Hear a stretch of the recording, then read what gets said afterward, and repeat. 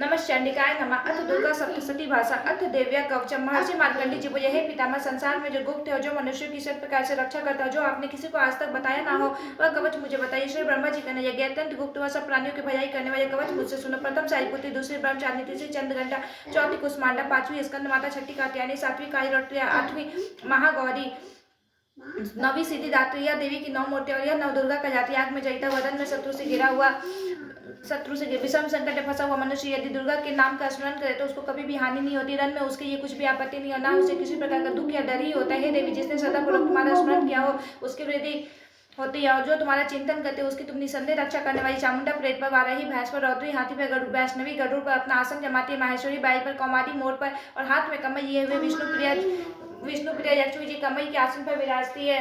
By पर बैठी हुई ईश्वरी देवी ने श्वेत रूप धारण कर रखा है और इस सब प्रकार के आभूषणों से विभूषित ब्राह्मणी देवी हंस पर बैठती है, और इस प्रकार यह सब देवियां सब प्रकार के योगों से युक्त अनेक प्रकार के रत्न धारण किए हुए भक्तों की रक्षा के लिए संपूर्ण देवी रथ में बैठी तथा क्रोध में भरी हुई दिखाई देती तथा चक्र गदा शक्ति हल या मूसई खेटक और तंवर परशु तथा पास भाला और त्रिशूल एवं उत्तम सारंग आदि शास्त्रों को दैत्यों के नाश के लिए, भक्तों की रक्षा करने के लिए और देवताओं के कल्याण के लिए धारण किए हैं। महारौद्र अत्यंत घोर पराक्रम महान भय महान उषा वाली देवी, तुमको मैं नमस्कार करता हूँ। हे देवी, तुम्हारा दर्शन दुर्जय तथा आप शत्रुओं के भय को बढ़ाने वाली है। जगदम्बिके मेरी रक्षा करो। पूर्व दिशा में ऐन्द्री मेरी रक्षा करे। अग्नि कोण में अग्नि शक्ति, दक्षिण में वाराही देवी, नैऋत्य कोण में खड़गदानी देवी मेरी रक्षा करे। वारुणी देवी पश्चिम दिशा में, वायु कोण में मेरी वाहिनी, उत्तर में कौमारी और ईशान में सूर्यधानी देवी मेरी रक्षा करे। ब्राह्मणी ऊपर की ओर से मेरी रक्षा करे। वैष्णवी देवी नीचे की ओर से मेरी रक्षा करे। इस प्रकार से ऊपर बैठी चामुंडा देवी दसों दिशाओं में मेरी रक्षा करे।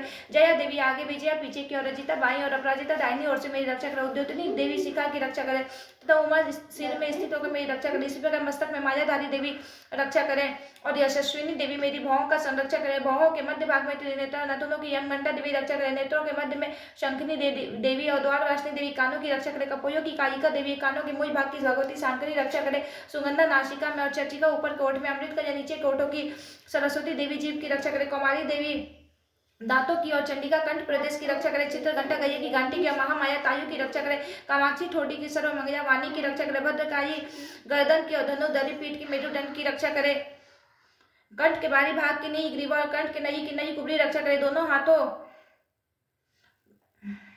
दोनों कंधों की खड़गनी और व्रजधानी मेरे दोनों बाहों की रक्षा करे। दंडनी दोनों हाथों की और अंबिका देवी समस्त उंगलियों की रक्षा करे। सुयेश्वरी देवी संपूर्ण नखों की, कुयेश्वरी देवी मेरी कुक्षी की रक्षा करे। महादेवी दोनों स्तनों की, शोक विनाशनी मन की रक्षा करे। यजिता देवी हृदय की, सुविधानी उदर की रक्षा करे। कामिनी देवी नाभि की, गुह्येश्वरी गुह्य स्थान की, पूतना और कामिका इंक की और महिष वाहिनी गुदा की रक्षा करे। संपूर्ण इच्छा को पूर्ण करने वाली महाबला देवी दोनों जंघाओं की रक्षा करे। विंध्यवासिनी दोनों घुटनों की और तेजसी दोनों पांवों की, पृष्ठ भाग की, श्रीधरी पांवों की, उंगलियों की, स्थलवासिनी शरीरों की, द्रष्टा करायिनी देवी नखों की, उधर केशनी केशों की, बागेश्वरी वाणी की रक्षा करे। रोमावलियों के छिद्रों की, कौबेरी और त्वचा की बागेश्वरी देवी रक्षा करे। पार्वती देवी रक्त मज्जा वसा मांस हड्डी की रक्षा करे। काय रात्रि आंतों की रक्षा करे। मुक्तेश्वरी देवी पित्त की, पद्मावती कमल कोष की, चूड़ामणि कफ की रक्षा करे। ज्वालामुखी नसों के जय की रक्षा करे।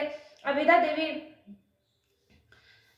शरीर के सब जोड़ों की रक्षा करे। ब्राह्मणी मेरे वीर की रक्षा, त्रिशूल छाया की और धर्मदानी मेरे अहंकार मन तथा बुद्धि की रक्षा करे। प्राण अपान समान उदान व्यान की व्रज हस्ता देवी रक्षा करे। कल्याण शोभना मेरे प्राण की रक्षा करे। रूप रस रूप गंध शब्द और स्पर्श इन विषयों का अनुभव करते समय योगिनी देवी मेरी रक्षा करे तथा मेरे सत्व गुण रजोगुण तमोगुण की रक्षा नारायणी देवी करे। आयु की रक्षा बाराही देवी करे। वैष्णवी धर्म की तथा चक्रिणी देवी मेरे यश कीर्ति लक्ष्मी धन विद्या की रक्षा करे। इंद्राणी मेरे शरीर की रक्षा करे। हे चंडी के आप मेरे पशुओं की रक्षा करिए। महालक्ष्मी मेरे पुत्रों की रक्षा करे। भैरवी मेरी पत्नी की रक्षा करे। मेरे पति की सुभद्रा तथा मार्ग की क्षमाकारी देवी रक्षा करे। राजा के दरबार में महालक्ष्मी तथा सब और व्याप्त रहने वाली विजया देवी जो चारों ओर से मेरी रक्षा करे। जो स्थान रक्षा से रहित और कवच में रह गया उसकी पापों का नाश करने वाली जयंती देवी रक्षा करे। अपना शुभ चाहने वाले मनुष्य बिना कवच के एक पग भी कहीं नहीं जाता, क्योंकि कवच रखने वाले मनुष्य जहाँ जहाँ भी जाता है वहाँ उसे अवश्य धन लाभ होता तथा विजय प्राप्त करता। वह जिस अभिष्ट वस्तु की इच्छा करता है वह उसे इस कवच के प्रभाव से अवश्य मिलती है और वह इसी संसार में महाऐश्वर्य को प्राप्त होता है। कवचधारी मनुष्य निर्भय होता है, वह तीनों लोकों में माननीय होता है। देवी का यह कवच देवताओं के लिए भी कठिन है। जो नित्य प्रति नियम पूर्वक तीनों संध्याओं को श्रद्धा के साथ इसका पठन पाठन करता है उसे देव शक्ति प्राप्त होती है। वह तीनों लोगों को जीत सकता तथा अकाल मृत्यु से रहित होकर 100 वर्षों तक जीवित रहता। उसके युद्ध चर्म रोग विस्फोटक आदि समस्त व्याधियां समूह नष्ट हो जाती है और स्थावर जंगम तथा कृत्रिम विष दूर होकर उनका कोई असर नहीं होता तथा समस्त विचारक प्रयोग और इस तरह के जितने यंत्र मंत्र तंत्र इत्यादि होते हैं इस कवच के हृदय में धारण कर लेने पर नष्ट हो जाते हैं। इसके अतिरिक्त पृथ्वी पर विचरने वाले भूचर नक्षत्र जयचर प्राणी उपदेश मात्र से सिद्ध होने वाले निम्न कोटि के देवता, जन्म के साथ प्रकट होने वाले देवता, कोई देवता कंठ माला आदि डाकनी साकनी अंतरिक्ष में विचरने वाली अत्यंत बलवती भयानक डाकिनिया गृह भूत यक्ष गंधर्व राक्षस ब्रह्म राक्षस वैताल कुष्मांड और भैरव आदि अनिष्ट कारक देवता भी उस मनुष्य को, जिसने कि अपने हृदय में यह कवच धारण किया, वह देखते ही भाग जाते हैं। इस कवच के धारण करने से मान और तेज बढ़ता है। जो मनुष्य इस कवच का पाठ करके उसके पश्चात सप्तशती चंडी का पाठ करता है, उसका यश जगत में विख्यात होता है। जब तक वन पर्वत और कानादि इस ब्रह्मंडल पर स्थित है, तब तक यहाँ पुत्र पौत्र आदि संतान परंपरा बनी रहती है। फिर देहांत होने पर ऐसा मनुष्य परम पद को प्राप्त होता है, जो देवताओं के ये भी कठिन अंत में सुंदर रूप को धारण करके भगवान शंकर के साथ आनंद करता हुआ परम मोक्ष को प्राप्त करता है। इति समाप्तम। अथ अर्घ्य स्तोत्रम।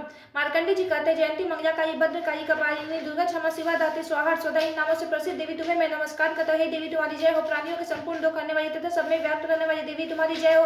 काय रात्रि तुम्हें नमस्कार है। मधु और कैटव दैत्य का वध करने वाली, ब्रह्मा को वरदान देने वाली देवी तुम्हें नमस्कार है। तुम मुझे रूप दो, जय दो, यश दो, काम क्रोध आदि शत्रुओं का नाश करो। महिषासुर का नाश करने वाली तथा भक्तों को सुख देने वाली देवी तुम्हें नमस्कार है। तुम मुझे सुंदर स्वरूप दो, विजय दो, मेरे शत्रुओं को नष्ट करो। हे रक्त बीज का वध करने वाली, हे चंडमुंड का नाश करने वाली, तुम मुझे रूप दो, जय दो, यश दो और काम क्रोध आदि शत्रुओं का नाश करो। हे शुंभ और निशुंभ राक्षस का मर्दन करने वाली देवी, मुझको स्वरूप दो, विजय दो, यश दो, मेरे शत्रुओं का नाश करो। हे पूजित योगी चरण वाली देवी, है संपूर्ण सौभाग्य प्रदान करने वाली देवी, तुम मुझे रूप दो, जय दो, यश दो, अकाम क्रोध आदि शत्रुओं का नाश करो। हे देवी तुम्हारे रूप और चरित्र अमित है, तुम सब शत्रुओं का नाश करने वाली हो। मुझे रूप, जय, यश दो, काम क्रोध आदि शत्रुओं का नाश करो। पापों को दूर करने वाली चंडी के इस संसार में जो भक्ति से तुम्हारा पूजन करते हो, उनको तुम रूप तथा विजय और यश दो तथा उनके शत्रुओं का नाश करो। रोगों का नाश करने वाली चंडी के जो भक्ति पूर्वक तुम्हारी पूजा करते हो, उन्हें रूप, जय, यश दो, काम क्रोध आदि शत्रुओं का नाश करो। हे चंडी के इस संसार में जो भक्ति से तुम्हारी पूजा करता है, उनको तुम रूप, विजय और यश दो तथा उनके शत्रुओं का नाश करो। हे देवी मुझे सौभाग्य दो, आरोग्य दो, परम सुख दो, रूप दो, जय दो, यश दो, मेरे काम क्रोध आदि शत्रुओं का नाश करो। हे देवी जो मुझसे बैर रखते हो उसका नाश करो। मुझे अधिक बल प्रदान कर, रूप, जय, यश दो और मेरे शत्रुओं का संहार करो। हे देवी मेरा कल्याण करो, मुझे उत्तम संपत्ति प्रदान करो।